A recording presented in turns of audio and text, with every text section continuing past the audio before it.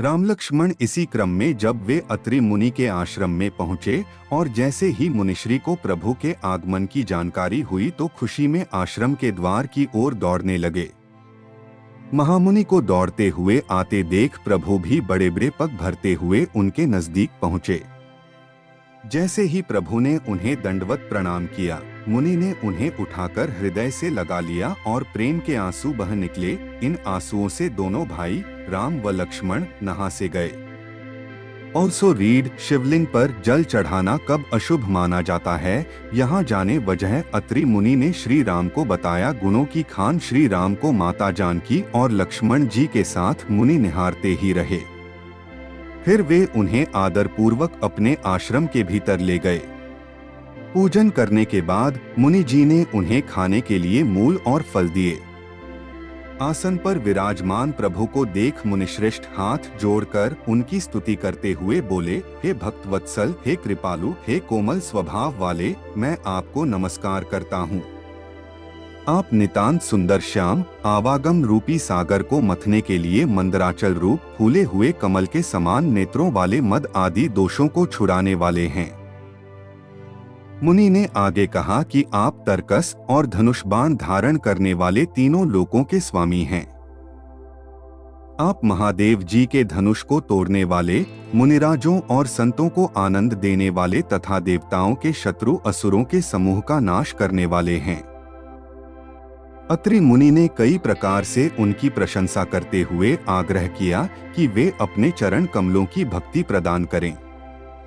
Also read रोजाना शाम को घर की इस दिशा में जलाए एक दीपक माता अनसुया जी ने सीता जी को दी। पतिव्रत धर्म की सीख इधर सीता जी ने अत्रि मुनि की पत्नी अनसुया जी के चरण पकड़कर भेंट की। उन्होंने सीता जी को आशीष देते हुए अपने बगल में बैठा लिया।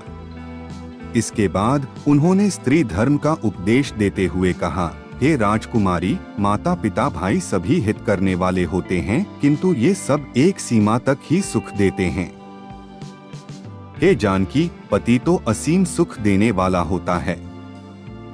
वह स्त्री अधम है जो ऐसे पति की सेवा नहीं करती है। ऑल्सो रीड शिवलिंग स्थापना, घर में शिवलिंग स्थापित करना तो ध्यान रखें यह बातें, घर में बनेगी सुख शांति। उन्होंने कहा धैर्य, धर्म, मित्र और स्त्री, इन चारों की विपत्ति के समय ही परीक्षा होती है।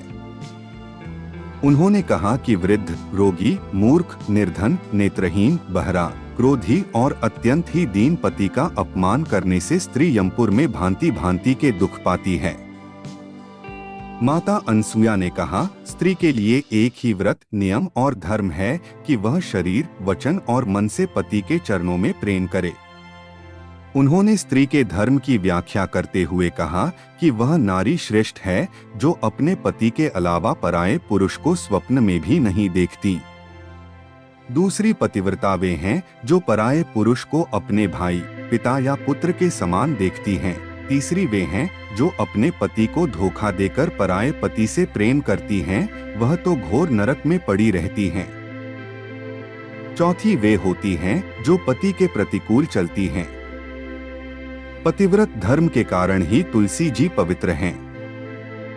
जानकी जी ने उनसे जीवन की सीख प्राप्त कर परम सुख पाया और उनके चरणों में सिर नवाकर आशीर्वाद लिया। अनुसुया ने सीता जी से कहा कि यह बड़े सौभाग्य की बात है कि तुम पतिव्रत धर्म की ओर ध्यान देती हो, वनवासी राम की अनुगामिनी हुई हो। पति चाहे कठोर स्वभाव का हो अथवा कामी हो या दरिद्र हो, किंतु श्रेष्ठ स्वभाव वाली स्त्रियों के लिए पति ही परम देवता है। अनुसुया ने दे दिया सीता को उपदेश, पति ही नारी के लिए कहलाता परमेश। सीता जी कहने लगी, पति सेवा है श्रेष्ठ, हृदय से स्वीकार है आपका यह उपदेश। अत्रि ऋषि के आश्रम से प्रस्थान करने के पश्चात श्री राम जी सीता जी और लक्ष्मण के साथ दंडकारण्य में पहुँचे, जहाँ पर ऋषियों ने उनका भरपूर स्वागत किया। महाभाग ऋषियों ने अपूर्व और महान अतिथि श्री राम को डोट ले जाकर अपनी पर्णशाला में ठहराया। यहीं पर श्री राम जी का विराट से सामना हुआ। विराध नाम का वह राक्षस बहुत ही दुष्ट आचरण का था। अत्रि आश्रम से चले पहुँचे दंडकारण्य। राम के आने से हुए सभी ऋषि प्रसन्न। वनवासी श्री राम को मिल गया दुष्ट विराध। मुनियों की हत्या करे, खावे उनका मांस। पाप वासना बढ़ चली, लपका सीता और। दुर्गुणी वह नीच था, कामी पापी चोर।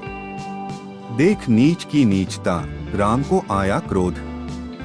किया अंत उस दुष्ट का, तुरंत लिया प्रतिशोध। विराध का वध करने के पश्चात श्री राम जी शरभंग ऋषि के आश्रम में पहुंचते हैं। जिस समय श्री राम शरभंग के आश्रम में पहुंचे उस समय वे अग्निहोत्र कर रहे थे। श्री राम ने उनके चरण छूकर उन्हें प्रणाम किया और अपना परिचय दिया। साथ ही उनसे निवेदन किया कि आप मुझे यहाँ रहने के लिए कोई स्थान बताइए।